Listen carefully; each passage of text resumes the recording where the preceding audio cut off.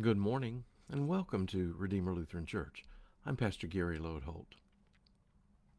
I've never understood people who don't eat breakfast. After a night of sleep when I couldn't and didn't eat anything, when I get up in the morning, I am certainly ready to break my fast. As we wrap up this week of looking at people in the Bible who slept and experienced that action of God while they slept, today we want to look at a small part of the story of the prophet Elijah. When Elijah was a prophet, the king was named Ahab, and you'll get the idea of the kind of trouble brewing during his reign when I tell you that Ahab's wife was named Jezebel. She had a lot of influence over her husband, and since she was from Phoenicia, she worshipped Baal. And she convinced Ahab to do it too, and encouraged all of Israel to follow suit. I'm sure you can imagine that this didn't go over well with Elijah, the prophet of God. First, Elijah told Ahab that it wouldn't rain in Israel until he changed his ways, and sure enough, it didn't rain for 3 years.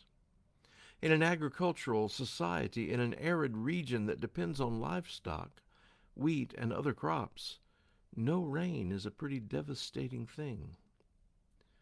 But still, Ahab didn't change. Then finally, Elijah challenged all the prophets of Baal to a contest, asking each god to send down fire to consume a sacrifice to them. Nothing happened at Baal's altar, but when Elijah prayed one small prayer, fire fell from the sky, and it was clear whose God was real. Then Elijah killed all 450 prophets of Baal on that mountain. When Ahab told Jezebel what had happened, she vowed to have Elijah killed, and in a stunning move, Elijah fled. It's a move that shows how fickle we all are in faith. Right after his great success in showing that his God was the real God, you would think that Elijah would be strong in faith and sure in God's ability to defend him from Jezebel's wrath. But no. She makes one little threat, and Elijah hightails it out of town.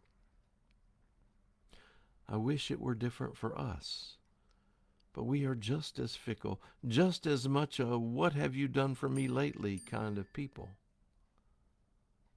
Then, in 1 Kings 19, we read, "But he himself went a day's journey into the wilderness, and came and sat down under a solitary broom tree. He asked that he might die. 'It is enough now, O Lord, take away my life, for I am no better than my ancestors.' Then he lay down under the broom tree and fell asleep." Does that kind of despondency sound familiar? We give up so easily. But God doesn't. The next verses say, "Suddenly an angel touched him and said to him, 'Get up and eat.' He looked, and there at his head was a cake baked on hot stones and a jar of water. He ate and drank and lay down again. The angel of the Lord came a second time, touched him, and said, 'Get up and eat, otherwise the journey will be too much for you.' He got up and ate and drank. Then he went in the strength of that food 40 days and 40 nights to Horeb, the mount of God. At that place he came to a cave and spent the night there." How often have we felt overwhelmed by the world and so tired and ready to give up? When Elijah felt that way, God provided him strength to keep going. Frankly, I see this happen over and over again. Most of you don't have the opportunity to visit in the hospitals the way I do after someone has fallen ill or had surgery and is facing recovery. In many cases, the people are low in spirit. All they can see is illness or pain and a long recovery. They have lost hope in different circumstances, certainly, but in a way, a lot like Elijah.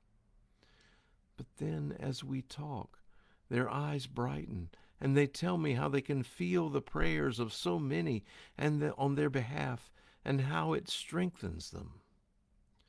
And then before I leave the room, I take their hand and we pray together. When I'm finished and leaving, I look back and I see a new strength and a new hope shining in their eyes. And it's real. They are on the way to healing and more, to wholeness. I think Elijah needed the food the angel brought, to be sure. He needed the physical sustenance to be able to complete the journey to the mountain he was headed to in order to meet with God. But I think even more, he drew another kind of strength from knowing, like those folks in the hospital know, that God was still with him. The real strength given in this story wasn't in the food, but in his new hope given by God with him. And I'll bet when he left there, Elijah had a light in his eyes and a spring in his step. It's amazing what a hot cake can do when it's from God. Thanks for watching, and remember to let this day belong to God.